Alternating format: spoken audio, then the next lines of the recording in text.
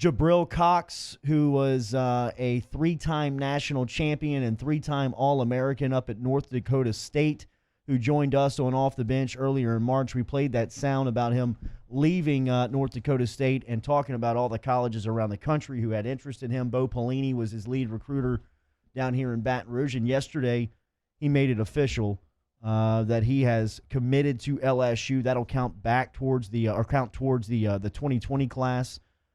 So another spot there, which Orgeron left 3 scholarships available in his last recruiting class. One of them is filled by a grad transfer linebacker in Jabril Cox. This guy is somebody that they wanted, somebody that they needed. They end up getting yesterday.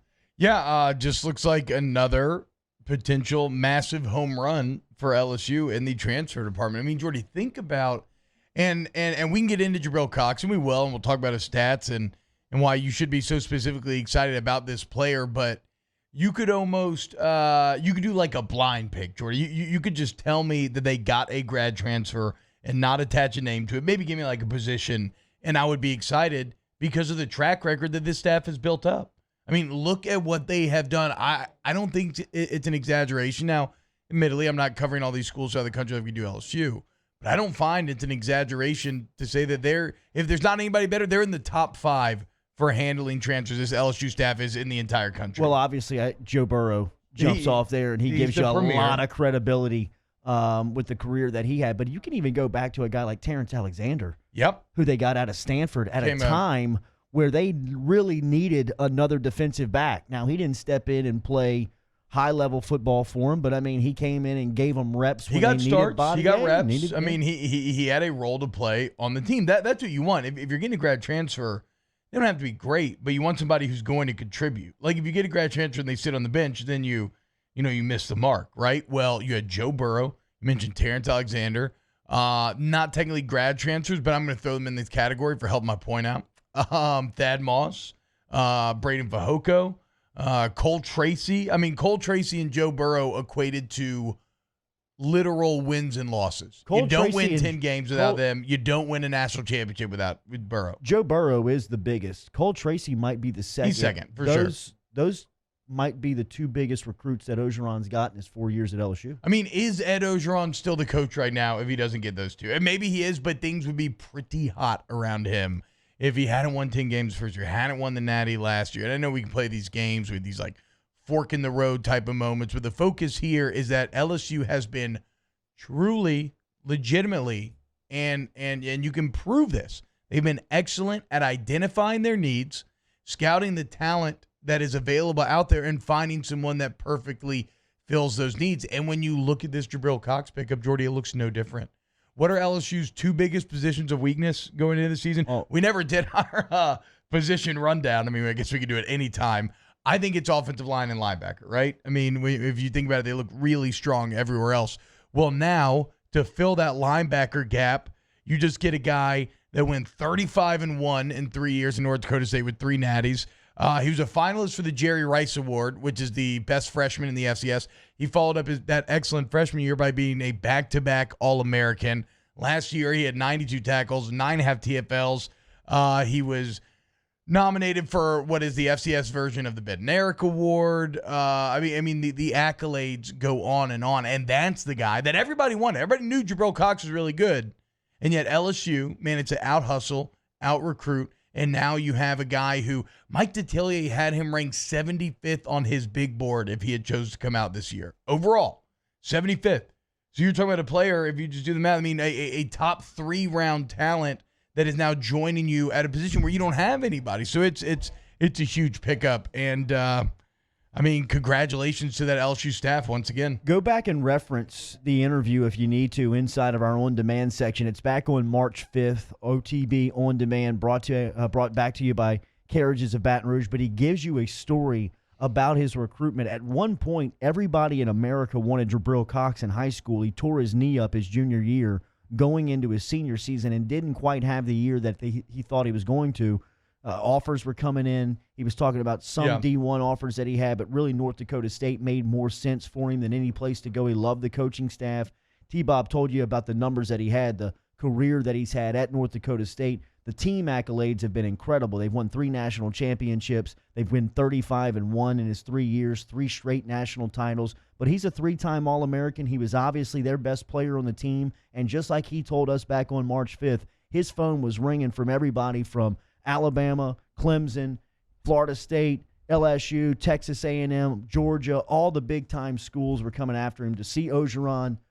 Pelini, another guy that he has in place on the staff. I mean, he told us Bill Bush earlier this week was a key component in getting Joe Burrow to campus. Bo Pelini has been going up against Jabril Cox for the past couple of seasons, has a relationship already embedded with him when he gets the defensive coordinator job at LSU. It all kind of works out, and here it plays out during recruiting where you get him to commit and ultimately get into the class of 2020 on Thursday. Interestingly, and yes, I think Bo Pelini knowing Jabril Cox and how good he is absolutely probably helped in all of this. But the 247 article by Shea Dixon actually points to Bill Bush once again, saying that Jabril Cox's mother is of American Samoan heritage, and we all know about Bush's ties to South Pacific, and Shea goes on to mention some of the NFL guys that he's recruited in the past, Paul Solia, Jonathan Tanay. I think about him flipping Apu Ika, who's Tongan, on signing day. For whatever reason, Bill Bush just continues to come through on these big-time players, and he strikes gold once again. And now LSU got what was the top linebacker in the transfer market. Also, I didn't mention that we're mentioning all the accolades. He was also freshman of the year for his conference and conference player of the year as well. So the best player on the best team in the country, and now he's joining LSU. It's just fantastic. Anonymous user asking for his measurables. He's about 6'3", 220 is what he's listed on his bio page on North Dakota State's football page over at and then what I love too is it's not to say that LSU, although they have question marks, it's not to say they don't have talent at linebacker, because they do. They got Baskerville, they got Damone Clark. Who else is in that group right now? Looks like Marcel Brooks might play. Yeah, that's right. They're talking about Marcel moving outside linebacker. And so they have talent in that room. What I love about this move is now Jabril Cox, not only you get a great player, you get what seems to be on paper, at least, and through us talking to him, a great leader as well. And he's someone who can teach these young guys while simultaneously pushing them, right? Because the competition just got ratcheted up for that playing time. If you're on the inside and suddenly Jabril Cox is coming and now you thought you were just going to walk into a starting job. Well, now you have to go compete. You have to go earn it, and it'll make everybody better. So I think this is just, look, they signed a really good 22-member class a little while ago, and they left those 3 slots open, and LSU continues to show the ability to make the most of those leftover slots in the transfer market. And I don't think that they're done shopping the transfer portal, and I think that they're probably looking for a quarterback now after the news of what happened with Peter Parrish. And yesterday we talked to Brad Johnson, and they love what Max Johnson has looked like in the short time since he's been on campus, both in Moffitt's workouts and just the 3 limited practices. And right now he's the backup quarterback for the 2020 team going into the fall. I think that they would like some more security with some veteran guys there. I think they believe that Miles Brennan is the starting quarterback on this team, but they would like a little bit of a cushion behind him with some veteran guys. So I don't think that they're done shopping the transfer portal. And specifically, they may be looking for a guy from a veteran standpoint that can play quarterback. That's tough to find. Those guys just don't grow on trees. But I'd imagine that they're probably searching the portal for some type of help there, because you are a play away. Either way you scratch it, you're a play away from a true freshman being your starting quarterback if you go into the season as you're constructed today. Yeah, that's fair. So. I think that they're probably looking into that as well. Anonymous user Ruan in the huddle says, Jordy, can Jabril get a playbook to start learning, or is that a violation? I guess he's not asking me because I committed a recruiting violation yesterday talking to Derek. But I believe I see no reason. I see no reason why. When you committed to LSU, Moffitt sent you the get book. like a playbook and everything. I see no reason why you shouldn't be able to get a playbook. And Bo Pelini's his lead recruiter. Don't think that Bo hasn't been telling him the entire time how they're going to use him, how they see him playing, the exact role. And like T-Bob said, smart football player, smart kid in the classroom. On a roll. He's a guy that should be able to pick up the scheme pretty quick and step in. And there was an anonymous user asking if he's a day one starter.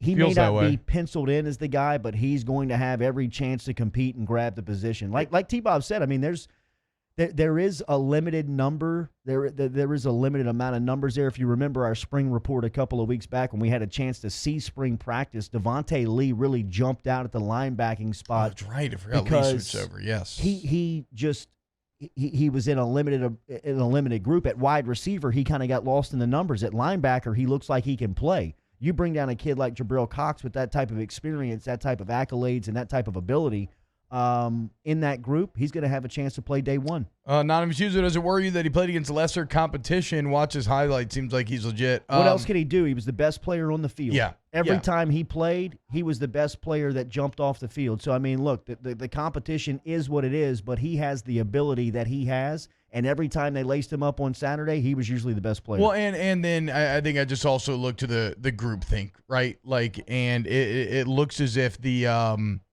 everybody thinks this guy's great. That's why Saban and everybody else was going after him. It's why Mike Detillier had him at top 75 on his big board already if he would have chosen to come out. So, yeah, less competition, whatever. I don't care. He looks like he's going to be great.